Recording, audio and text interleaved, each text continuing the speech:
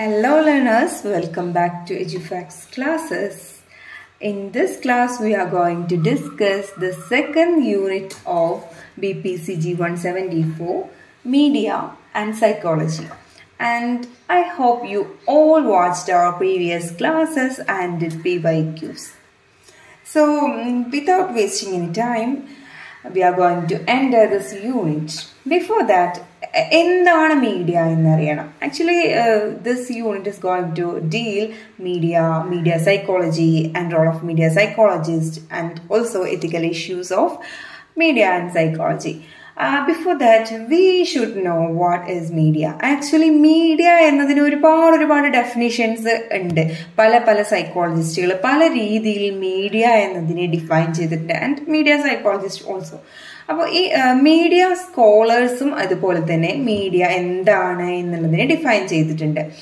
Okay, അങ്ങനെ ഒരു media scholar ആയിട്ടുള്ള മാർഷൽ മക്ലുഹാൻ പറയുന്നത് മീഡിയ എന്ന് പറയുന്നതിനെ we can never clearly define because it's constantly changing. നിരന്തരമായി അത് ചേഞ്ച് ചെയ്യപ്പെട്ടുകൊണ്ടിരിക്കുകയാണ്. സോ നമുക്ക് മീഡിയ എന്താണ് എന്നുള്ളത് ഒരു കറക്റ്റ് ആയിട്ടുള്ള ഒരു ഡെഫിനിഷൻ പറയുക എന്ന് പറയുന്നത് that's not possible. And he defined media as an extension of ourselves. അതായത് ആക്ച്വലി മീഡിയ എന്ന് പറയുന്നതിന് അതിന് സ്വന്തമായിട്ടൊരു എബിലിറ്റി ഇല്ല, അല്ലെ? Media did not possess any ability itself. But ഒരു ഇൻഡിവിജ്വലിനെ സംബന്ധിച്ചിടത്തോളം individual means who use media and influence themselves and use to shape the world around them. അപ്പൊ ഈ ഒരു ഇൻഡിവിജ്വലിനെ സംബന്ധിച്ചിടത്തോളം അവിടെ ഒരു ഇന്ററാക്ഷൻ വരുമ്പോഴാണ് അതിൽ ഇൻഫ്ലുവൻസ്ഡ് ആവുന്നത്, അല്ലെ? അപ്പോൾ മീഡിയ ഇവിടെയാണ് media and media psychology related ആവുന്നത്. ഓക്കെ, അപ്പോൾ if we observe the society we can simply understand how medias impacted on human and there behaviour and there culture also, അല്ലെ? പല രീതിയിലും എങ്ങനെയൊക്കെയാണ് മീഡിയ ഇൻഫ്ലുവൻസ് ചെയ്തിട്ടുള്ളത് നമ്മുടെ ചുറ്റുപാട് നോക്കുമ്പോൾ തന്നെ നമുക്ക് ഒരുപാട് അതിന് എക്സാമ്പിൾസ് കാണാനാവും. So first we are going to learn relationship between media and psychology. Okay, for example ഇപ്പോൾ നമ്മൾ എന്നും ഫോൺ എടുത്ത് പല സോഷ്യൽ മീഡിയാസ് ആവട്ടെ, അല്ലെങ്കിൽ ഇതിങ്ങനെ നമ്മൾ ഓപ്പൺ ചെയ്ത് സ്ക്രോൾ ഓൺ ചെയ്യുന്നുണ്ട്. ഇത് എന്തിനു വേണ്ടിയിട്ടാണ്? Actually we don't want to miss the updates from people we follow, അല്ലെ? നമ്മൾ ഫോളോ ചെയ്യുന്ന ആളുകളുടെ അപ്ഡേറ്റ്സ് നമുക്ക് മിസ്സാവാൻ നമ്മൾ ഇഷ്ടപ്പെടുന്നില്ല. ആൻഡ് അത് നമ്മൾ അവിടെ സ്റ്റേ ചെയ്യുന്ന, അല്ലെങ്കിൽ നമ്മൾ മീഡിയ യൂസ് ചെയ്യുന്നത്, സ്ക്രോൾ ഓൺ ചെയ്യുന്നത് നമുക്ക് ആളുകളായിട്ട് ചാറ്റ് ചെയ്യാനോ അല്ലെങ്കിൽ അവരായിട്ട് കണക്റ്റഡ് ആയിരിക്കാനോ ആണോ? No, but we only want to know their updations and status, അല്ലെ? ആ മീഡിയയിലുള്ള അപ്ഡേഷൻസും സ്റ്റാറ്റസും ഇതൊന്നും മിസ്സാവാൻ നമ്മൾ ഇഷ്ടപ്പെടുന്നില്ല. ദാറ്റ്സ് വൈ നമ്മൾ എപ്പോഴും അത് സ്ക്രോൾ ഓൺ ചെയ്തുകൊണ്ടിരിക്കും. ആൻഡ് ഈവൻ നമ്മളൊരു സ്റ്റാറ്റസ് ഇട്ടാൽ കൂടി നമ്മളത് എത്ര വ്യൂവേഴ്സായി, അപ്പൊ ഇങ്ങനെയുള്ള രീതിയിലാണ് പലപ്പോഴും ഇപ്പൊ മീഡിയയുടെ യൂസ് പോകുന്നത്. അതായത് ഒരു കണക്റ്റിംഗ് അല്ലെങ്കിൽ ചാറ്റിംഗ് മെസ്സേജിങ് പർപ്പസിൽ നിന്നും വിട്ടും, അല്ലെ? മീഡിയക്ക് ഒരുപാട് പർപ്പസസ് അതിന്റെ മുന്നിലുണ്ട്. അപ്പൊ നമുക്ക് പറയാം media is not just for entertainment. ഒരു കംപ്ലീറ്റ്ലി എന്റർടൈൻമെന്റ് പ്ലാറ്റ്ഫോം അല്ല മീഡിയ. പിന്നെയോ it's a source of information around us or about the world and it keep us updated, and also people use media to find work and for many essential features, അല്ലെ? Media പല രീതിയിലാണ് അതിന്റെ uses വരുന്നത്. And അത് ആളുകൾ ജോലി കണ്ടുപിടിക്കാനാവട്ടെ, അല്ലെങ്കിൽ പല എസെൻഷ്യൽ ആയിട്ടുള്ള കാര്യത്തിന് മീഡിയാസ് യൂസ് ചെയ്യുന്നുണ്ട്. കാരണം മീഡിയ നമ്മൾ എത്രത്തോളം കംഫർട്ട് ആക്കുന്നുണ്ട് എന്ന് നമുക്ക് സിമ്പിൾ ആയിട്ട് പറയാം, അല്ലെ? അത്രത്തോളം ഇൻഫ്ലുവൻസ് ഹ്യൂമൻസും മീഡിയയും തമ്മിലുണ്ട്. അപ്പൊ ഇവിടെയാണ് മീഡിയ സൈക്കോളജിയുടെ ഒരു റോള് വരുന്നത്. So we can say the interaction between media and human being is high. So we can connect it with the relationship between media and human psychology. Okay, അപ്പോൾ media psychology എന്ന് പറയുന്നത് എന്താണ്? Actually media psychology is the interface between media and technology with the human beings, their response and behavior. അപ്പോൾ ഈ മനുഷ്യനും അല്ലെങ്കിൽ മീഡിയയും ഹ്യൂമണും അല്ലെങ്കിൽ ഒരു ഇൻഡിവിജ്വലും മീഡിയയും തമ്മിലുള്ള ഒരു ഇന്റർഫേസ് ആയിട്ട് നമുക്ക് മീഡിയ സൈക്കോളജിനെ പറയാം. ആൻഡ് ഇത് ഓഫ് കോഴ്സ് ഹ്യൂമൻ ബീയിങ്സിന്റെ റെസ്പോൺസിലും ബിഹേവിയറിലും ഒക്കെ ഇൻഫ്ലുവൻസ് ചെയ്യുന്നുണ്ട്, അല്ലെ?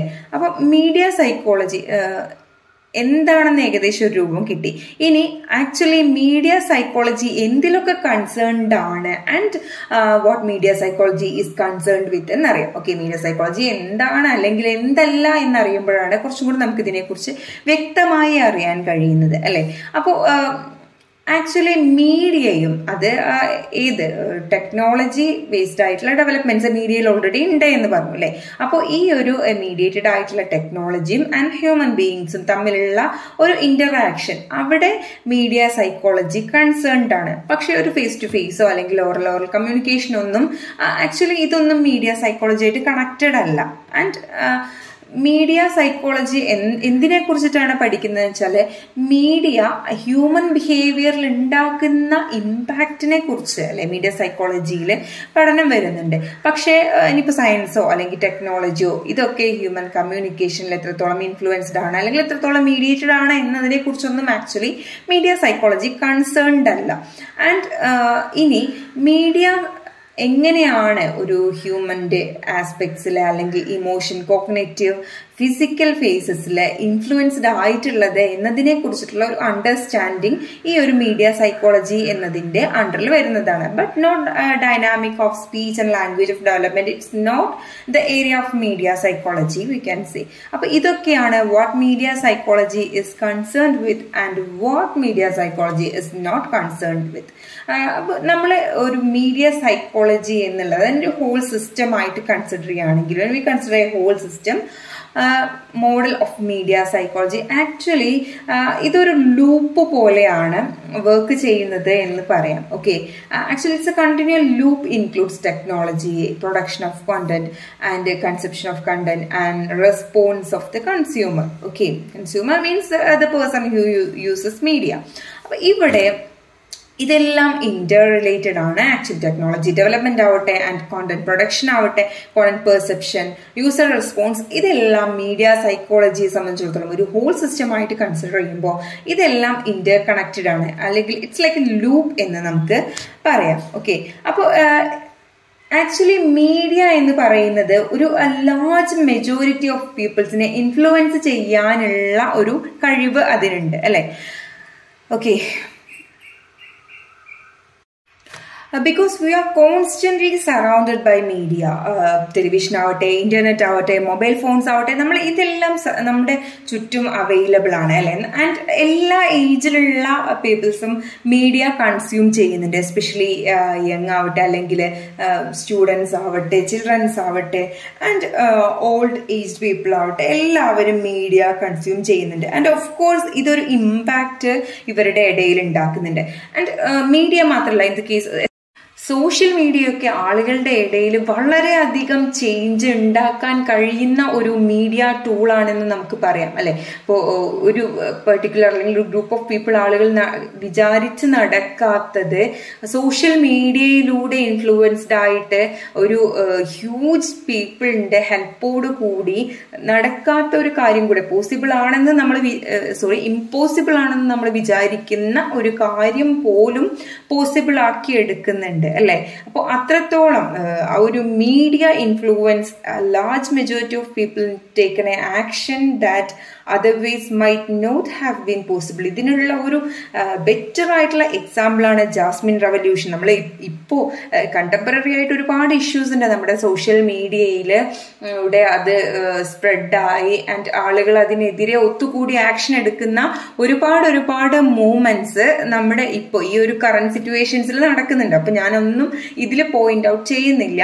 ആൻഡ് നമ്മൾ ഇതിനുള്ളൊരു ബെറ്റർ എക്സാമ്പിൾ ആയിട്ട് ഒരുപാട് മുൻപ് നടന്ന ഒരു 2010 ആഫ്രിക്കയിലെ ടുണേഷ്യയിൽ നടന്ന ഒരു ഇൻസിഡന്റ് എടുക്കാം. ഓക്കെ, ജാസ്മിൻ റവല്യൂഷൻ അല്ലെങ്കിൽ അറബ് സ്പ്രിംഗ് എന്നറിയപ്പെടുന്ന ഒരു ഇൻസിഡന്റ്. ഈ സോഷ്യൽ മീഡിയ ഇൻഫ്ലുവൻസ്, എത്രത്തോളം സോഷ്യൽ മീഡിയ ആളുകളുടെ ഇടയിൽ ഇൻഫ്ലുവൻസ്ഡ് ആയിട്ടുണ്ട് എന്നതിന്റെ ഒരു റിസൾട്ട് എന്ന് പറയാവുന്ന ഇൻസിഡന്റ് ആണ് അത്. ഓക്കെ, അപ്പോൾ ഇവിടെ ആക്ച്വലി കാര്യങ്ങൾ തുടങ്ങുന്നത് ഒരു സ്ട്രീറ്റ് വെൻഡർ ആയിട്ടുള്ള ഒരു ബോസിസി എന്ന് പറഞ്ഞ ഒരു വെൻഡറുടെ കാർട്ട്, ഒരു വെൻഡർ കാർട്ട് എന്ത് ചെയ്യാണ്, പോലീസ് കസ്റ്റഡിയിൽ എടുക്കുകയാണ് ആൻഡ് ഫൈൻ ചോദിക്കുകയാണ്. അപ്പോൾ ഫൈൻ അടയ്ക്കാൻ കഴിയാത്തത് കൊണ്ട് തന്നെ ഇവര് ഈ ഒരു വെൻഡർ കാർട്ട് കൊണ്ടുപോവുകയും എന്നാൽ ഇയാൾ ഒരുപാട് അതിനു വേണ്ടി ചോദിക്കുകയും ആവശ്യപ്പെടുകയും ചെയ്യുന്നുണ്ട്. പക്ഷേ ഈ ഒരു വെൻഡർ കാർട്ട് വിട്ടു കിട്ടുന്നില്ല. അപ്പൊ ഇദ്ദേഹത്തെ സംബന്ധിച്ചിടത്തോളം അയാളുടെ ഒരു ജീവിത മാർഗം എന്ന് പറയുന്നത് എന്താണ്, ആ ഒരു സ്ട്രീറ്റ് സെല്ലിംഗ് നടത്തിയിട്ട് അതിൽ നിന്ന് കിട്ടുന്ന ഏണിങ്സ് ആണ് ഇയാളുടെ ജീവിതമാർഗം. അപ്പൊ അത് വഴിമുട്ടിയ ഇദ്ദേഹം ഗവൺമെന്റ് ഓഫീസിന് മുന്നിൽ എന്ത് ചെയ്യാണ്, സ്വന്തമായിട്ട് തീ കൊളുത്തി ആത്മഹത്യ ചെയ്യാണ്. ആൻഡ് ഈ ഒരു വീഡിയോ സോഷ്യൽ മീഡിയയിലൂടെ വൈഡായിട്ട് സ്പ്രെഡ് ആവുകയും ആക്ച്വലി ടുണീഷ്യൻ പീപ്പിൾസ് എന്ന് പറഞ്ഞു കഴിഞ്ഞാൽ ഫ്രസ്ട്രേറ്റഡ് ആയിട്ട് കറപ്ഷനിലും അതുപോലെ നെപ്പോട്ടിസം, എലക്ഷൻ മാനിപ്പുലേഷൻ എല്ലാം കൊണ്ട് സഹികെട്ടിരിക്കുന്ന പബ്ലിക്കാണ്. അപ്പൊ ഇത് ഏറ്റെടുക്കുകയും ഗവൺമെന്റിന്റെ നയങ്ങൾക്കെതിരെ വൻ പ്രതിഷേധം നടത്തുകയും ചെയ്തു. അങ്ങനെ ഒരു കണ്ടിന്യൂസ് 20 years ആയിട്ട് റൂളിംഗ് ചെയ്തിരുന്ന ആ ഒരു ഫാമിലി, ഒരു റോയൽ ഫാമിലിയിലെ തന്നെ അവരുടെ ആ ഒരു റൂളിംഗ് പവർ അവിടെ നഷ്ടപ്പെടുകയാണ്. ആളുകൾ ഒരുമിച്ച് കൂടി അതിന്റെ ഒരു റിസൾട്ട് ആയിട്ട്, അതിന്റെ ഒരു ഇമ്പാക്റ്റ് ആയിട്ട്. ഓക്കെ, അപ്പോൾ അന്നത്തെ സൈനൽ ആബിദീൻ ബിൻ അലി രാജിവെക്കുകയും അന്നത്തെ പ്രസിഡന്റ് ആയിരുന്ന സൈനൽ ആബിദീൻ ബിൻ അലി രാജിവെക്കുകയും ഒക്കെ ഇതിന്റെ റിസൾട്ട് ആയിട്ടാണ് ഉണ്ടായത്, ആളുകളുടെ പ്രക്ഷോഭത്തിന്റെ റിസൾട്ട് ആയിട്ട്. Okay, and we can say this is one of solid proof, അല്ലെങ്കിൽ അത്രയും വളരെ ഇമ്പോർട്ടന്റ് ആയിട്ടുള്ള നമുക്ക് എടുത്തു പറയാൻ കഴിയുന്ന ഒരു എവിഡൻസ് ആണ് അല്ലെ, how social media become tool for A protest or movement among people. So നടക്കാത്ത പല കാര്യങ്ങളും സോഷ്യൽ മീഡിയയുടെ ഹെൽപ്പോടുകൂടി ക്യാമ്പയിനിങ്ങിലൂടെയും ഒക്കെ നടത്തിയെടുക്കുന്നത് നമുക്ക് കാണാം. സോ ഇത് തീർച്ചയായിട്ടും ഒരു പോസിറ്റീവ് എഫക്ട്സ് ചേർത്ത് വെക്കാവുന്നതാണ്. അപ്പൊ ഈ പറഞ്ഞതുപോലെ പോസിറ്റീവ് എഫക്ട്സ് അവിടെ ഓൾറെഡി ഉണ്ട്. ആൻഡ് ഒരു കോയിന് 2 സൈഡ് ഉണ്ട് എന്ന് പറയുന്നത് പോലെ negative effect also there. Okay, അപ്പൊ ഒരു ലാർജ് മെജോറിറ്റി പീപ്പിളിനെ ഇൻഫ്ലുവൻസ് ചെയ്യാൻ കഴിയുമെന്ന് നമ്മൾ പറഞ്ഞു അല്ലെ. അപ്പൊ ഫേക്ക് ആയിട്ടുള്ള ഇൻഫർമേഷൻ സ്പ്രെഡ് ചെയ്തിട്ടും അല്ലെങ്കിൽ ഫോൾസ് ഇൻഫർമേഷൻസ് സ്പ്രെഡ് ചെയ്തിട്ടും ഒക്കെ നെഗറ്റീവ് ഇമ്പാക്ട് ഉണ്ടാക്കാനും ആക്ച്വലി മീഡിയയെ കൊണ്ട് കഴിയുന്ന ഒന്ന് തന്നെയാണ് അല്ലെ. അപ്പോൾ അതിനുള്ള എക്സാമ്പിൾസും നമുക്ക് പലതായിട്ട് കാണാം. ആൻഡ് അതിലൂടെ ആളുകള് സൂസൈഡ് ചെയ്യുന്ന അതിന്റെ ഒരു റിസൾട്ട് ആയിട്ട് ഫേക്ക് ഇൻഫർമേഷൻ സ്പ്രെഡ് ആയിട്ട് ആൻഡ് അതിന്റെ റിസൾട്ട് ആയിട്ട് ആളുകള് ജീവൻ വെടിയുന്ന ആ ഒരു അവസ്ഥയിൽ വരെ സോഷ്യൽ മീഡിയ എത്തി നിൽക്കുന്നുണ്ട്. അത് അതിന്റെ ഓഫ് കോഴ്സ് ഒരു നെഗറ്റീവ് വശം തന്നെയാണ്. അപ്പോൾ ഇവിടെ ആക്ച്വലി എന്താണ്, ഒരുപാട് മീഡിയ ടൂൾസ്, ഒരുപാട് ന്യൂ പ്ലാറ്റ്ഫോംസ് എത്തിയിട്ടുണ്ട് അല്ലെ. അപ്പോൾ അതിലൂടെ ആക്ച്വലി ഫാൾസ് ഇൻഫർമേഷൻ വൈറൽ ആവാനുള്ള ചാൻസ് എന്ന് പറയുന്നത് വളരെ കൂടുതലുമാണ്. ഓക്കെ, അപ്പൊ ഇവിടെ മീഡിയ സൈക്കോളജി നമ്മളെ ഒരു ഇൻഡിവിജ്വലിൽ ഉണ്ടാവുന്ന ഇൻഫ്ലുവൻസ് മീഡിയ എത്രത്തോളം അഫക്റ്റ് ചെയ്യുന്നുണ്ട് ആൻഡ് അതിലുണ്ടാവുന്ന ചേഞ്ചസ് മനസ്സിലാക്കാൻ നമ്മളെ മീഡിയ സൈക്കോളജി ഹെൽപ്പ് ചെയ്യുന്നു. ഓക്കെ, ആൻഡ് നമ്മൾ പറഞ്ഞു ഇങ്ങനെയുള്ള നോളജ് ഡെവലപ്പ് ചെയ്യുന്നതിലൂടെ നമുക്ക് എന്ത് ചെയ്യാം, ഈ ഒരു മീഡിയ കാരണം ഉണ്ടാവുന്ന നെഗറ്റീവ് ഇമ്പാക്ട് ഒരു പരിധി വരെ നമുക്ക് കൺട്രോൾ ചെയ്യാൻ കഴിയുന്ന ഒന്നായി മാറും. Okay, so media research is very important. അതുകൊണ്ട് തന്നെയാണ് മീഡിയ സൈക്കോളജിസ്റ്റുകൾ വളരെ ഇമ്പോർട്ടൻ്റ് ആവുന്നത്. ഈ ഒരു ഡിപ്പെൻഡൻസ് ആക്ച്വലി അവിടെ കൂടുകയാണ് ആൻഡ് എക്സ്പ്ലോഷറും കൂടുകയാണ്. With rising dependence and exposure to media importance actually media സൈക്കോളജിയുടെ ആ ഒരു ആവശ്യം അവിടെയാണ് കൂടുന്നത്. ഒരു ഡേ ബൈ ഡേ മീഡിയ സൈക്കോളജിയുടെയും മീഡിയ സൈക്കോളജിസ്റ്റിന്റെയും ആവശ്യം ഇതിലാണ് കൂടുന്നത് അല്ലെങ്കിൽ ഇമ്പോർട്ടൻ്റ് ആവുന്നത് ഇവിടെയാണ്. സോ നമുക്ക് എന്താണ് ഒരു മീഡിയ സൈക്കോളജിസ്റ്റിന്റെ റോള് എന്ന് നോക്കാം. Okay, media psychologist can be actually communicator, researcher, mental health provider, consultant, എങ്ങനെ പല പല രീതിയിലും നമുക്കൊരു മീഡിയ സൈക്കോളജിസ്റ്റിനെ ഡിഫൈൻ ചെയ്യാം. ഇതൊക്കെ അവരുടെ ഡ്യൂട്ടീസ് ആണ്. ഓക്കെ, അപ്പോൾ മീഡിയ സൈക്കോളജിസ്റ്റുകൾ എന്താണ് ചെയ്യുന്നതെന്ന് വെച്ചാൽ actually they are studying the effect of media upon the individual and society and understand the media conception.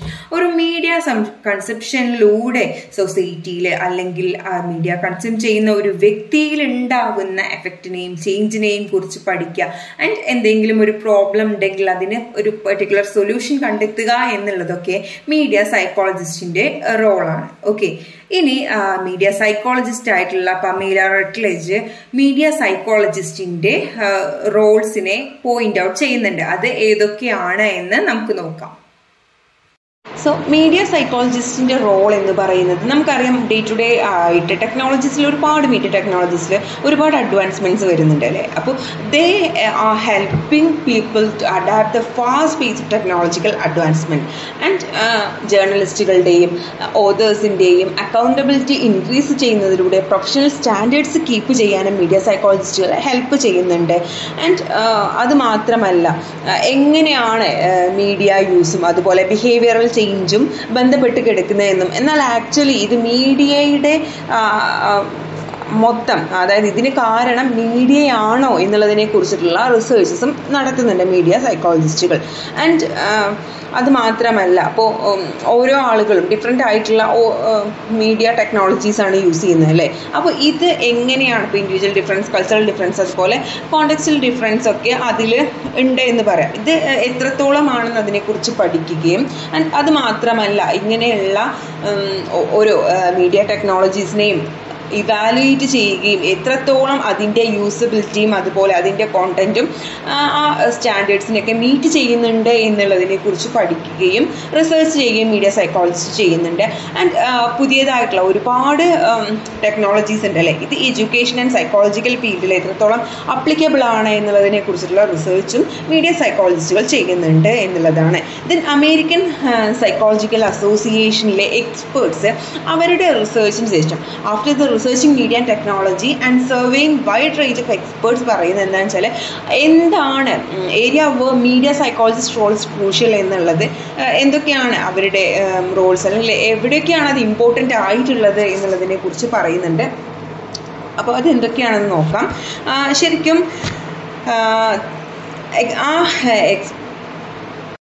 Wide range of experts പറയുന്നത് എന്താണെന്ന് വെച്ച് കഴിഞ്ഞാൽ, ഇപ്പോൾ മീഡിയയുടെ അവരെങ്ങനെയാണ് ആക്ച്വലി നമ്മളുടെ മുന്നിൽ എത്തുന്നതെന്ന് വെച്ച് കഴിഞ്ഞാൽ, അവർ ശരിക്കും they expertise in media through writing and appearance in media shows. And അത് മാത്രമല്ല, ഇപ്പോൾ ഒരു മീഡിയ വർക്ക് ഫ്രെയിം റിലേറ്റഡ് ആയിട്ട് കൺസൾട്ടിങ് ആൻഡ് കോച്ചിങ് പ്രൊവൈഡ് ചെയ്യുന്നുണ്ട് മീഡിയ സൈക്കോളജിസ്റ്റുകൾ, നമുക്കറിയാം. അതുപോലെ തന്നെ എങ്ങനെ ഓരോ മീഡിയ ഫോംസും ഇംപ്രൂവ് ചെയ്യാം എന്നുള്ളതിനെ കുറിച്ചിട്ടുള്ള റിസർച്ച് നടത്തുന്നുണ്ട്. ആൻഡ് എത്രത്തോളം ടെക്നോളജിക്കൽ അഡ്വാൻസ്മെൻറ്റ്സ് ആളുകളെ അഫക്റ്റ് ചെയ്യുന്നുണ്ട്, അതല്ലെങ്കിൽ എത്രത്തോളം ഇത് യൂസർ ഫ്രണ്ട്ലി ആണ് എന്നുള്ളതിനെ കുറിച്ച് പഠിക്കാനും ദെൻ പുതിയ പുതിയ അപ്ഡേഷൻസ് അതിൽ കൊണ്ടുവരാനും മീഡിയ റിസർച്ചേഴ്സ് ഹെൽപ്പ് ചെയ്യുന്നുണ്ട്, മീഡിയ സൈക്കോളജിസ്റ്റുകൾ ഹെൽപ്പ് ചെയ്യുന്നുണ്ട്. ഓക്കെ. ആൻഡ് അത് മാത്രമല്ല, ഇപ്പോൾ ഇങ്ങനെ പുതിയ പുതിയ അഡ്വാൻസ്മെൻറ്റോട് കൂടി വരുന്ന മീഡിയ ടെക്നോളജീസ് ഇത് എത്രത്തോളം സൈക്കോളജി ഫീൽഡിലും എഡ്യൂക്കേഷൻ ആൻഡ് ട്രെയിനിങ് ഫീൽഡിലും ഒക്കെ അപ്ലൈ ചെയ്യാം എന്നുള്ളതിനെ കുറിച്ചുള്ള പഠനങ്ങളും ഇവർ നടത്തുന്നുണ്ട്, ആക്ച്വലി മീഡിയ സൈക്കോളജിസ്റ്റുകൾ നടത്തുന്നുണ്ട്. ആൻഡ് ഇനി മീഡിയയ്ക്ക് എത്തിക്കലായിട്ടുള്ള സ്റ്റാൻഡേർഡ്സ് കീപ്പ് ചെയ്യാനും അതുപോലെ തന്നെ ഇപ്പോൾ കൊമേഴ്ഷ്യൽ അഡ്വർടൈസിങ് ഫീൽഡുകളിലൊക്കെ എത്രത്തോളം എഫക്റ്റീവാണ് എന്നുള്ളതിനെ കുറിച്ചിട്ടുള്ള പഠനവും ആൻഡ് അതിനുള്ള സജഷൻസും കൺസൾട്ടിങ്ങും ഒക്കെ മീഡിയ സൈക്കോളജിസ്റ്റുകൾ പ്രൊവൈഡ് ചെയ്യുന്നുണ്ട്. And not only they studying the sociological and behavioral and psychological effect of media, and also they help to develop innovate media materials for physically and developmentally challenged groups and other marginalized population. അപ്പോൾ അങ്ങനെയുള്ള reserved ആയിട്ടുള്ള challenging ആയിട്ടുള്ള ഗ്രൂപ്പ്സിന് പോലും helpful ആവുന്ന രീതിയിലുള്ള ഒരുപാട് tools develop ചെയ്യാനും പുതിയ പുതിയ ഇന്നോവേഷൻസ് കൊണ്ടുവരാനും റിസർച്ച് നടത്തുകയും അതിൽ ഹെൽപ്പ് ചെയ്യുകയും മീഡിയ സൈക്കോളജിസ്റ്റുകളുടെ റോൾ ഇൻക്ലൂഡഡ് ആണ്. And they also working with deviant of criminal populations. So we can say media psychologists also work as consultants and experts in helping advertisers, influencers. അപ്പോൾ ഇതൊക്കെ actually media സൈക്കോളജിസ്റ്റിൻ്റെ Rolls ആണ് എന്നുള്ളത് നമുക്ക് മനസ്സിലാവും. അപ്പോൾ ഈ media psychologist actually എന്താണ് ചെയ്യുന്നത്? മീഡിയ റിസർച്ച് ചെയ്യുന്നുണ്ട് അല്ലേ. So media psychologist do exactly this when they share their knowledge and expertise to share with the people how they can interact with the media, എങ്ങനെ മീഡിയാസുമായിട്ട് ഇൻറ്ററാക്ട് ചെയ്യണം. Actually നമുക്കറിയാം media എന്ന് പറയുന്നത് the media itself is not the problem അല്ലേ. ഇപ്പോൾ ഒരു cure വേണ്ട ഒരു പ്രോബ്ലം ഒന്നുമല്ല ശരിക്കും മീഡിയ എന്ന് പറയുന്നത്. എങ്ങനെ യൂസ് ചെയ്യുന്നു എന്നുള്ളതിനനുസരിച്ചിട്ടാണ് അത് ഗുഡ് ഓർ ബാഡ് ആവുന്നത്. അപ്പോൾ എങ്ങനെയാണ് ഇത് എക്സാക്ട്ലി യൂസ് ചെയ്യേണ്ടത്, ബെനിഫിഷ്യലായിട്ട് എങ്ങനെ മീഡിയ ആയിട്ട് ഇൻട്രാക്ട് ചെയ്യാം, യൂസ് ചെയ്യാം എന്നുള്ളതിനെ കുറിച്ചിട്ടുള്ള പഠനങ്ങളും റിസർച്ചും ഒക്കെ മീഡിയ സൈക്കോളജിസ്റ്റ് ചെയ്യുന്നുണ്ട്. ഓക്കെ, അപ്പോൾ നമുക്ക് നോക്കാം കമ്പാരിറ്റീവ്ലി ഇന്നത്തെ ഒരു ഇത് നോക്കുകയാണെങ്കിൽ ഇറ്റ് മീൻസ് ഈ ഒരു സൊസൈറ്റി നോക്കുകയാണെങ്കിൽ നമുക്കറിയാം there is awareness about the fake news. അപ്പോൾ ആദ്യമൊക്കെ എന്ത് കണ്ടാലും കണ്ണടച്ച് വിശ്വസിക്കുന്നതിൽ നിന്നും നമ്മുടെ സൊസൈറ്റി ഒരുപാട് ചേഞ്ച് ആയിട്ടുണ്ട്. അപ്പോൾ കുറേയൊക്കെ അവയർനെസ് ഉണ്ട് അല്ലേ, അത് ഫേക്ക് ന്യൂസസ് ആവാം ആൻഡ് കൈൻഡ്സ് ഓഫ് പ്രൊപ്പഗൻഡാസ് ആവാം എന്നുള്ളതിനെക്കുറിച്ച് ആളുകൾ കുറച്ചുകൂടെ അവെയർഡ് ആണ് എന്ന് പറയാം. പല മീഡിയ ചാനൽസിലൂടെയും ഔട്ട് ചെയ്യുന്ന കോണ്ടൻസ് ഒക്കെ എന്താണ് മേ ബി ഫാൾസ് ആയിരിക്കാം എന്നുള്ളതിനെ കുറിച്ചുള്ള ഒരു അവയർനെസ് ഒക്കെ കമ്പാരിറ്റീവ്ലി ഇന്നത്തെ സൊസൈറ്റിക്ക് കൂടുതലാണ്. മറ്റത് എന്ത് മീഡിയയിലൂടെ കിട്ടുന്നത് കണ്ണടച്ച് വിശ്വസിക്കുന്ന ഒരു ടൈം ഉണ്ടായിരുന്നു. പക്ഷെ അതിൽ നിന്നും വലിയൊരു ചേഞ്ച് ഉണ്ടായിട്ടുണ്ട് നമ്മുടെ സൊസൈറ്റിയിൽ എന്നുള്ളതാണ് അല്ലേ. ഇനി നെക്സ്റ്റ് നമ്മൾ ഡിസ്കസ് ചെയ്യാൻ പോകുന്നത് റിസർച്ച് മെത്തേഡ്സ് ഇൻ മീഡിയ സൈക്കോളജിയാണ്. ഓക്കെ, അപ്പോൾ അധികം റിസർച്ചേഴ്സും ഫോക്കസ് ചെയ്തിട്ടില്ല. Most of the researchers focused on the negative effect എങ്ങനെയാണ് മീഡിയ നെഗറ്റീവ്ലി ആളുകളെ ഇൻഫ്ലുവൻസ് ചെയ്യുന്നത് എന്നുള്ളത് തന്നെയാണ്. ആൻഡ് ശരിക്കും ഒരു ബിലീഫുള്ളത് എന്താണെന്ന് വെച്ച് കഴിഞ്ഞാൽ മീഡിയയാണ് ആളുകളെ നെഗറ്റീവ്ലി ഇൻഫ്ലുവൻസ് ചെയ്യുന്നത് എന്നുള്ള രീതിയിൽ ഒരു ബിലീഫ് ഉണ്ടായിരുന്നു. അപ്പോൾ അതിനെ ബേസ് ചെയ്തുകൊണ്ട് ഒരുപാട് റിസർച്ച് മീഡിയ സൈക്കോളജിയിൽ നടന്നിട്ടുണ്ട്. ഓക്കെ, അപ്പോൾ ഇവിടെ നമുക്ക് മനസ്സിലാക്കാം ഒരു ഹ്യൂമൻ മൈൻഡിനെ മീഡിയ എന്ന് പറയുന്ന കാര്യം മാത്രമൊന്നുമല്ല ഹ്യൂമൻ മൈൻഡിനെയും ബിഹേവിയറിനെയും കോഗ്നിഷനെയും ഇൻഫ്ലുവൻസ് ചെയ്യുന്നത് അല്ലേ. ആ ഒരൊറ്റ സിംഗിൾ ഫാക്ടർ മാത്രമല്ല, ഒരുപാട് കാര്യങ്ങളുണ്ടാവും. ദെൻ മേ ബി അതിനെ ഇൻഫ്ലുവൻസ് ചെയ്യുന്ന വൺ ഓഫ് ദ റീസൺ ആയിരിക്കാം മീഡിയ എന്ന് പറയുന്നത്. ഓക്കെ, അപ്പോൾ മീഡിയ സൈക്കോളജി റിസർച്ച് ആക്ച്വലി വളരെ കോംപ്ലക്സ് ആണ് പല കാര്യങ്ങൾ കൊണ്ടും. ഇനി അതെന്തൊക്കെയാണ്, why what makes media psychology research complex എന്നുള്ള ടോപ്പിക്കിലേക്ക് പോകുമ്പോൾ we can see different things like testing, retesting, അതുപോലെ probability, causality and alternative explanations, multiple interpretations തുടങ്ങിയ പല പല കാര്യങ്ങൾ മീഡിയ സൈക്കോളജി റിസർച്ചിനെ കോംപ്ലക്സ് ആക്കുന്നുണ്ട്. അപ്പോൾ ഇത് ഡീറ്റെയിൽ ആയിട്ട് നോക്കുകയാണെങ്കിൽ ടെസ്റ്റിംഗ്, റീടെസ്റ്റിംഗ്, റിവൈസിങ് എന്നുള്ളത് കൊണ്ട് മീൻ ചെയ്യുന്നത് ആക്ച്വലി ഇപ്പോൾ ഒരു പ്രോബ്ലം ഉണ്ടാവില്ലേ. ആക്ച്വലി ഒരു സൈക്കോളജിക്കൽ റിസർച്ച് അല്ലെങ്കിൽ റിസർച്ച് സൈക്കിൾ എന്ന് പറയുന്നത് ഒരു പെർട്ടിക്കുലർ പ്രോബ്ലം അല്ലെങ്കിൽ ഒരു കാര്യത്തിൽ question of interest is bone. Then അതിനെക്കുറിച്ച് കൂടുതൽ പഠനങ്ങൾ നടത്തുന്നു, ഹൈപ്പോതെസിസ് ഫോം ചെയ്യുന്നു ആൻഡ് ഇത് എന്ത് ചെയ്യാണ് മൾട്ടിപ്പിൾ റിസർച്ച് മെത്തേഡ്സ് വെച്ചിട്ട് ടെസ്റ്റ് ചെയ്യുന്നുണ്ട്. ദെൻ ഈ ടെസ്റ്റ് റിസൾട്ട്സ് അഗെയിൻ റിവിഷൻ ചെയ്തിട്ട് അല്ലെങ്കിൽ ഈ ടെസ്റ്റ് റിസൾട്ട്സ് അഗെയിൻ അനാലിസ് ചെയ്തിട്ട് റിപ്പീറ്റഡ് റിസർച്ചിലൂടെ തിയറി ഫോം ചെയ്യുന്നു അല്ലേ, അത് ഒരു തിയറിയിലേക്ക് ലീഡ് ചെയ്യുന്നു. ഇങ്ങനെയാണ് ആക്ച്വലി ഒരു റിസർച്ച് സൈക്കിൾ കിടക്കുന്നത്. അപ്പോൾ ഇത് ടെസ്റ്റിംഗ് ചെയ്യുമ്പോൾ അത് എഗെയിൻ റീടെസ്റ്റ് ചെയ്തിട്ട് അതിന് വേറൊരു റിസൾട്ട് കിട്ടുമ്പോൾ അത് ശരിക്കും ആളുകളെ കുഴപ്പത്തിലാകും. കാരണം ഒരു പെർട്ടിക്കുലർ തിയറിയിലേക്ക് എത്താനുള്ളൊരു ബുദ്ധിമുട്ട് അതും മീഡിയ സൈക്കോളജിയെ കോംപ്ലക്സ് ആക്കുന്നുണ്ട്. ആൻഡ് അത് മാത്രമല്ല, ഇപ്പോൾ ഒരു വയലൻസ് ഉണ്ടായി അതിന് ഇന്നത് തന്നെയാണ് അല്ലെങ്കിൽ ഇപ്പോൾ ഒരു പെർട്ടിക്കുലർ ആയിട്ടുള്ള ഒരു പ്രോബ്ലമിന് ഇന്നതാണ് അതിനുള്ള കറക്റ്റ് ആയിട്ടുള്ള റീസൺ എന്ന് പോയിന്റ് ഔട്ട് ചെയ്യാനുള്ളതിലുള്ള ബുദ്ധിമുട്ടും അതിനൊരു കോംപ്ലക്സിറ്റി ആക്കുന്നുണ്ട് അല്ലെങ്കിൽ അതിനൊരു വെല്ലുവിളി ആവുന്നുണ്ട്. അത് മാത്രമല്ല ഇനിയിപ്പോൾ കണ്ടുപിടിച്ച പല കൺസെപ്റ്റ്സ് ഇപ്പോൾ റിസർച്ചിലൂടെ സൈക്കോളജിക്കലി ഹൈപ്പോത്തസിസ് ഒക്കെ ചെയ്തിട്ട് ഒരു റിസൾട്ട് ഫോം ചെയ്തിട്ടുണ്ടാവും അല്ലേ. അപ്പോൾ അതിലൂടെ ഉള്ള പല കാര്യങ്ങളും സൈക്കോളജിക്കൽ കൺസെപ്റ്റ്സ് മെഷറബിൾ ആയിട്ടുള്ള ടേമിലേക്ക് കൺവേർട്ട് ചെയ്യുന്നത് മീഡിയ സൈക്കോളജിസ്റ്റ് അല്ലെങ്കിൽ മീഡിയ റിസർച്ചേഴ്സിന്, നോട്ട് സൈക്കോളജിസ്റ്റ്, മീഡിയ റിസർച്ചേഴ്സിനെ സംബന്ധിച്ചിടത്തോളം അത് വളരെ കോംപ്ലിക്കേറ്റഡ് ആയിട്ടുള്ള ഒരു കാര്യമാണ്. ഈ സൈക്കോളജിക്കൽ കൺസെപ്റ്റ്സ് ഒക്കെ മെഷറബിൾ ആയിട്ടുള്ള ഒരു ടേമിലേക്ക് ട്രാൻസ്ലേറ്റ് ചെയ്യുന്നത് ആക്ച്വലി അതും ചലഞ്ചിങ് ആയിട്ടുള്ള ഒരു കാര്യം തന്നെയാണ്. ആൻഡ് പ്രോബബിലിസ്റ്റിക് കോസാലിറ്റി എന്നുള്ളത് അഗെയിൻ വേറൊരു ഇതാണ്. അതായത് ഒരു കാര്യം ഉണ്ടാവുമ്പോൾ അതിന് ഉണ്ടായേക്കാവുന്ന മറ്റ് കാരണങ്ങൾ അല്ലേ, ഒരു പ്രോബബിലിറ്റി അവിടെയുണ്ട്. അതായത് ആ ഒരു പെർട്ടിക്കുലർ ബിഹേവിയറിനെ പല കാരണങ്ങൾ കൊണ്ട് ആ ഒരു റെസ്പോണ്ട് ഉണ്ടാവാം അല്ലേ. ഇപ്പോൾ മീഡിയ റെസ്പോൺസിൽ തന്നെ പല രീതിയിൽ അതിലൊരു ഇൻഫ്ലുവൻസ് ഉണ്ടാവും. അപ്പോൾ ഈ ഒരു പല രീതിയിലുള്ള കോസാലിറ്റി ശരിക്കും അതിനെ കോംപ്ലക്സ് ആക്കുകയാണ് ചെയ്യുന്നത്. അത് മാത്രമല്ല ആൾട്ടർനേറ്റീവ് എക്സ്പ്ലനേഷൻസും ആൻഡ് മൾട്ടിപ്പിൾ ഇൻ്റർപ്രിറ്റേഷൻസും. ഇതൊക്കെ ഇപ്പോൾ ഒരു കാര്യം ഇന്ന കാര്യം കൊണ്ട് മാത്രമാണ് സംഭവിക്കുന്നത് എന്ന് പറയാൻ പറ്റില്ല. ഒരു പെർട്ടിക്കുലർ റീസൺ പല കാര്യങ്ങൾക്കും പോയിന്റ് ഔട്ട് ചെയ്യാൻ പറ്റുന്നില്ല അല്ലേ. അപ്പോൾ research provides reason behind certain hypothesis that are more accurate than the others. അപ്പോൾ ഒരു അക്യുറേറ്റ് ആയിട്ടുള്ള ഒരു റീസൺ അവിടെ ശരിക്കും കൊടുക്കാൻ പറ്റുന്നില്ല. ഇതൊക്കെ കാരണം പല ആളുകൾ ഇപ്പോൾ ഒരു ഇൻഡിവിജ്വൽ എന്ന് പറയുന്നത് എക്സാക്ട്ലി മറ്റൊരു ഇൻഡിവിജ്വലിനേക്കാൾ ഡിഫറെൻ്റ് ആണ്, നമുക്കറിയാം അല്ലേ. അപ്പോൾ ഈ ഒരു individual difference, cultural difference, sociological behavioural difference ഒക്കെ ഇതിൽ ഒരു വലിയൊരു കാരണമാവുന്നുണ്ട് എന്നുള്ളതാണ്. ഇപ്പോൾ ഒരു ബിഹേവിയറൽ ചേഞ്ചിനുണ്ടാവുന്ന റീസൺ എന്ന് പറയുന്ന പല ഇൻഡിവിജ്വലും പല പല ഇതാവും. അതൊരു എക്സാക്റ്റ് ആയിട്ട് അല്ലെങ്കിൽ ഒരു ജനറലൈസ് ചെയ്യുക എന്ന് പറയുന്നത് that's not possible in the case of psychology. അപ്പോൾ ഇതൊക്കെ മീഡിയ റിസർച്ചേഴ്സിനെ വളരെയധികം വലയ്ക്കുന്ന അല്ലെങ്കിൽ മീഡിയ റിസർച്ച് വളരെയധികം കോംപ്ലക്സ് ആക്കുന്ന കാര്യങ്ങളാണ്.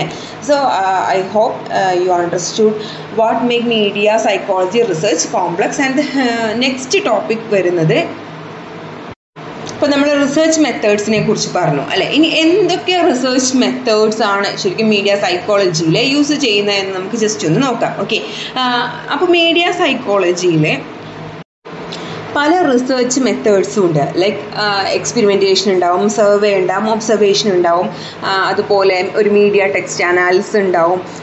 അങ്ങനെ പല പല രീതിയിൽ അല്ലെങ്കിൽ ഒരു മീഡിയ സൈക്കോളജി റിസർച്ച് യൂട്ടിലൈസ് ചെയ്തുകൊണ്ടായിരിക്കാം അതിനെക്കുറിച്ച് സ്റ്റഡീസ് നടക്കുന്നത്. അപ്പോൾ പല പല രീതിയിലാണ് മീഡിയ സൈക്കോളജിയിൽ റിസർച്ച് മെത്തേഡ്സ് ഉള്ളത്. ഓക്കെ, അപ്പോൾ റിസർച്ചേഴ്സ് ഫേസ് ചെയ്യുന്ന ചലഞ്ചിനെ കുറിച്ച് അല്ലെങ്കിൽ എന്താണ് ഒരു മീഡിയ റിസർച്ച് കോംപ്ലക്സ് ആക്കുന്നത് എന്നുള്ളതിനെ കുറിച്ച് ഇപ്പോൾ നമ്മൾ പറഞ്ഞു അല്ലേ. അപ്പോൾ അതും ആക്ച്വലി ഇതിലൊരു വലിയ വെല്ലുവിളി തന്നെയാണെന്ന് നമുക്ക് മനസ്സിലാക്കാം. കാരണം ഒരു പ്രോബ്ലം ഐഡൻറ്റിഫൈ ചെയ്യുമ്പോൾ അതിനുണ്ടായേക്കാവുന്ന പല പ്രോബബിലിറ്റിയും അതിനെ വല്ലാതെ കോംപ്ലക്സ് ആക്കുന്നുണ്ട്. ദെൻ ഇത് മാത്രമല്ലാതെ ആൾട്ടർനേറ്റീവ് ആയിട്ടുള്ള പല എക്സ്പ്ലനേഷൻസും ഇതുകൊണ്ടാവാം എന്നുള്ള പല രീതിയിലുള്ള അതിന് മൾട്ടിപ്പിൾ ഇൻ്റർപ്രിറ്റേഷൻസ് ഒക്കെ ശരിക്കും വളരെയധികം റിസർച്ചേഴ്സിനെ സംബന്ധിച്ചിടത്തോളം ചലഞ്ചസ് ആണ്, അവർ ഫേസ് ചെയ്യുന്ന ചലഞ്ചസ് ആണ് അല്ലേ. അപ്പം മീഡിയ റിസർച്ചേഴ്സ് ഇപ്പോൾ നമ്മൾ പറഞ്ഞു പല രീതിയിലാണ് റിസർച്ച് മെത്തേഡ്സ് യൂസ് ചെയ്യുന്നത് അല്ലേ. ഇപ്പോൾ പല കാര്യങ്ങൾക്കും പല പല രീതിയിലായിരിക്കും. അപ്പോൾ ഒരു വലിയൊരു പോപ്പുലേഷൻ നോക്കുകയാണെങ്കിൽ ഇപ്പോൾ അതിനെ ചിലപ്പോൾ സർവേ ചെയ്തിട്ടായിരിക്കാം അതിൻ്റെ റിസൾട്ട് കളക്ട് ചെയ്യുന്നത്, അല്ലെങ്കിൽ ഒരു ഗ്രൂപ്പ് ഓഫ് പീപ്പിളിനെ ഒബ്സർവ് ചെയ്തിട്ടായിരിക്കാം. ഇനി അതല്ലെങ്കിൽ എന്തെങ്കിലും മീഡിയ ടെക്സ്റ്റ് അനാലിസ് ചെയ്തിട്ട് അതിൻ്റെ ഫർദർ ആയിട്ടുള്ളതിനെക്കുറിച്ച് സ്റ്റഡീസ് ചെയ്തിട്ടോ അങ്ങനെ പല പല പല മെത്തേഡ്സുമായിരിക്കാം റിസർച്ച് മെത്തേഡിൽ യൂസ് ചെയ്യുന്നത്. സോ ഇനി നമ്മൾ ഡിസ്കസ് ചെയ്യാൻ പോകുന്നത് ഡിഫറെൻറ്റ് റിസർച്ച് മെത്തേഡ്സിനെ കുറിച്ചിട്ടാണ്. ആക്ച്വലി റിസർച്ച് മെത്തേഡ്സ് നോക്കുമ്പോൾ രണ്ട് തരത്തിലാണ് മെയിനായിട്ട്. അതായത് ക്വാണ്ടിറ്റേറ്റീവ് റിസർച്ച് മെത്തേഡുണ്ട്, ക്വാളിറ്റേറ്റീവ് റിസർച്ച് മെത്തേഡുണ്ട്. പേര് പോലെ തന്നെ ക്വാണ്ടിറ്റി എന്ന് പറയുമ്പോൾ അതിൽ ക്വാണ്ടിറ്റേറ്റീവ് മെഷേഴ്സ് വെച്ച് ചെയ്യുന്ന ലൈക്ക് നമ്പേഴ്സ് വെച്ച് ഡീൽ ചെയ്യുന്ന അല്ലെങ്കിൽ സ്റ്റാറ്റിക്കൽ പ്രൊസീജിയേഴ്സ് യൂസ് ചെയ്യുന്നുണ്ടാവും.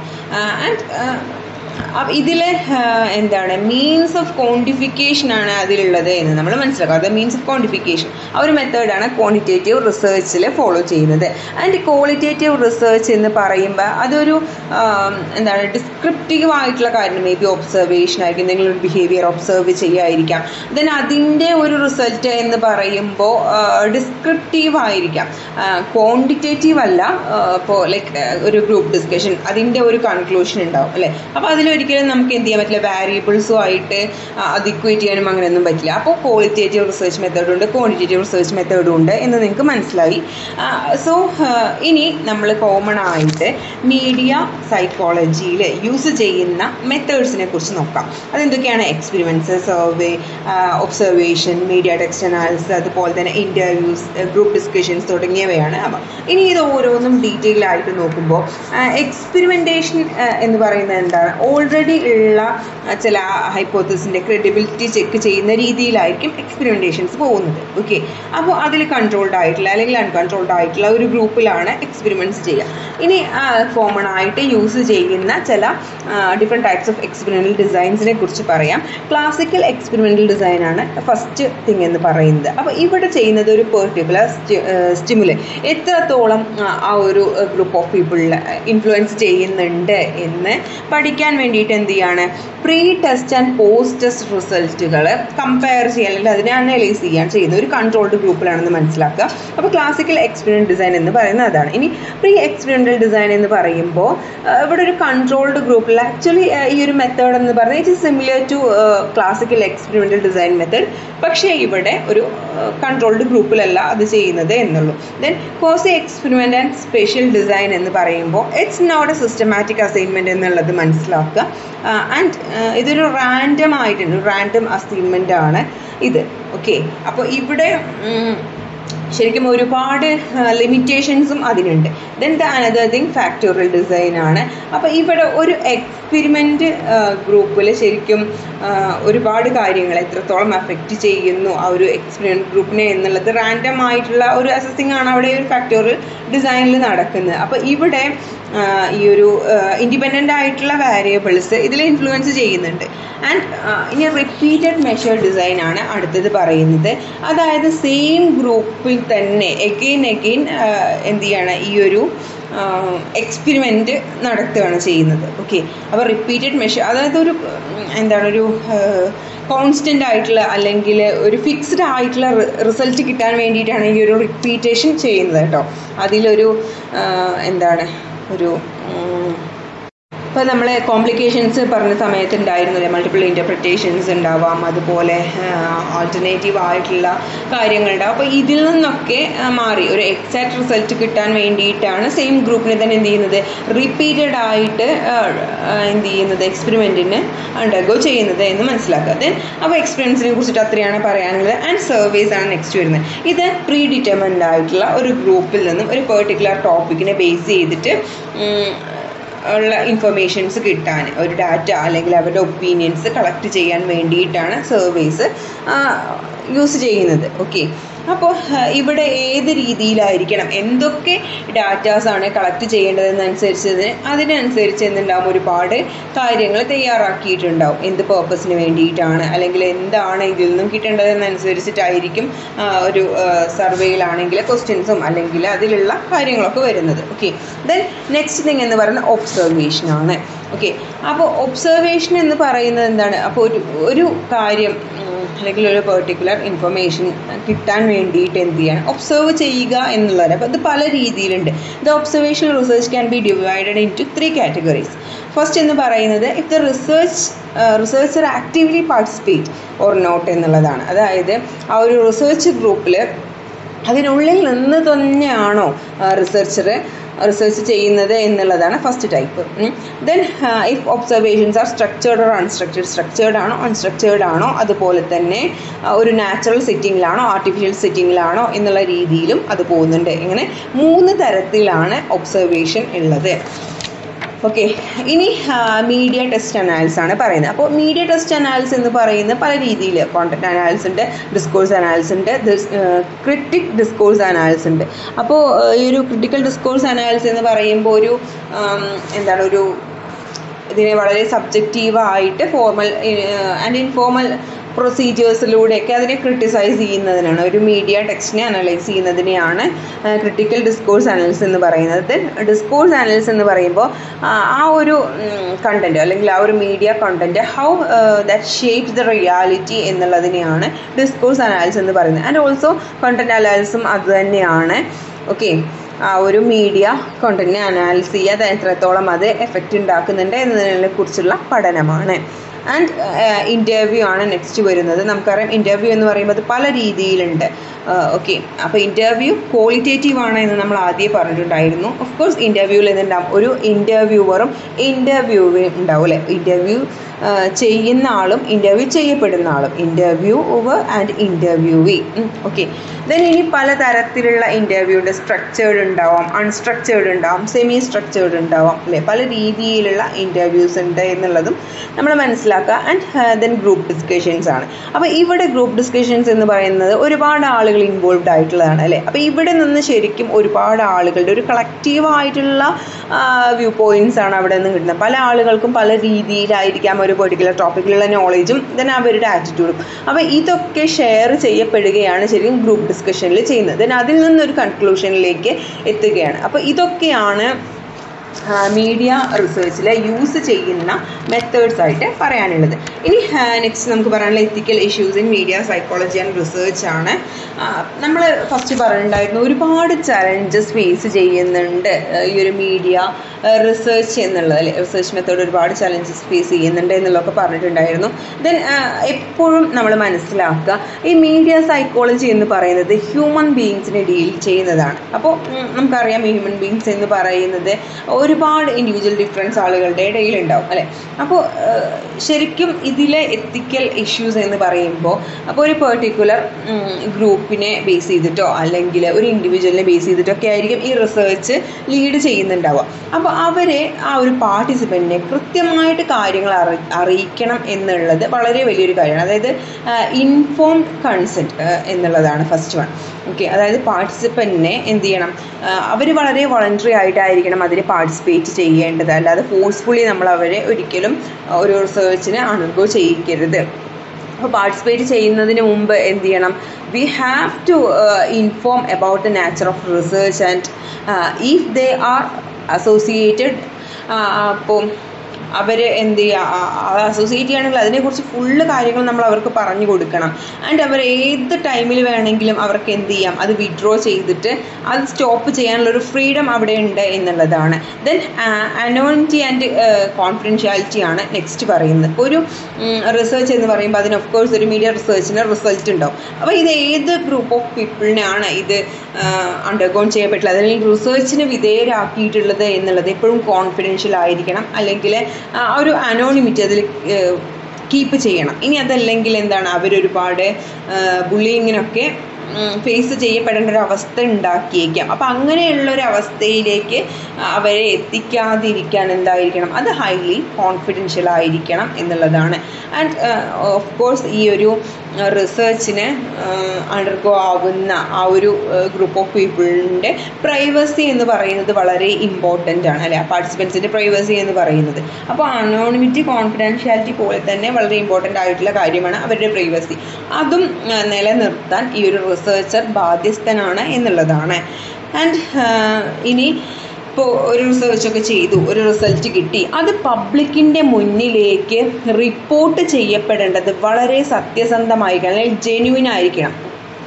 അത് എത്തിക്സ് കീപ്പ് ചെയ്തിട്ടായിരിക്കണം എന്നുള്ളതാണ്. അതല്ലാതെ അവിടെ ഒരു തരത്തിലുള്ള മാനിപ്പുലേഷൻസും അവിടെ വരാൻ പാടില്ല എന്നുള്ളത്. ഇതൊക്കെ ശരിക്കും അതിനെ കോംപ്ലക്സ് ആക്കുകയാണ് ചെയ്യുന്നത്. ഇനി ഇങ്ങനെ ഇരുന്നാലും ഒരുപാട് ഇപ്പോൾ നമ്മൾ പറഞ്ഞ ഹ്യൂമൻ ബിഹേവിയർ എന്ന് പറയുന്നത് വളരെ കോംപ്ലക്സ് ആണ്, അല്ലെങ്കിൽ ഒരുപാട് കോംപ്ലക്സിറ്റീസ് ഉള്ളതാണ്.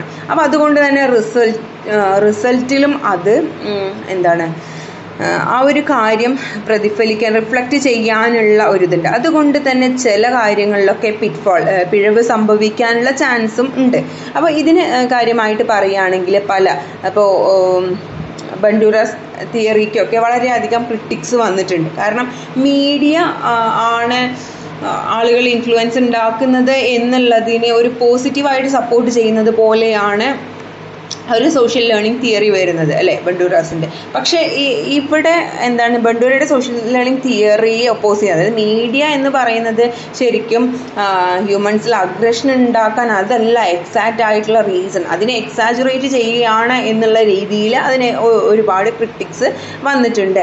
ആൻഡ് അത് മാത്രമല്ല, ഇപ്പോൾ സാമ്പിൾ എടുക്കുന്ന സൈസിലുള്ള ആ ഒരു അതായത് മൈനോറിറ്റിയെ ഇൻക്ലൂഡ് ചെയ്യാതെ മെജോറിറ്റിയെ മാത്രം കൺസിഡർ ചെയ്തുകൊണ്ടാവുമ്പോൾ ഒരു സൊസൈറ്റിയുടെ റിസൾട്ടായിട്ട് അത് മാറുന്നില്ല. അത് മെജോറിറ്റീസിൻ്റെയാണ്, അല്ലേ? അവിടെ മൈനോറിറ്റീസ് എന്താണ്, എക്സ്ക്ലൂഡഡ് ആയി പോവുകയാണ്. അതും ഈ റിസർച്ചിൻ്റെ ഒരു പിഴവായി മാറാനുള്ള ഒരു ചാൻസ് ഉണ്ട്, എക്സ്ക്ലൂഡിങ് മൈനോറിറ്റീസ് എന്ന് പറയുന്നത്.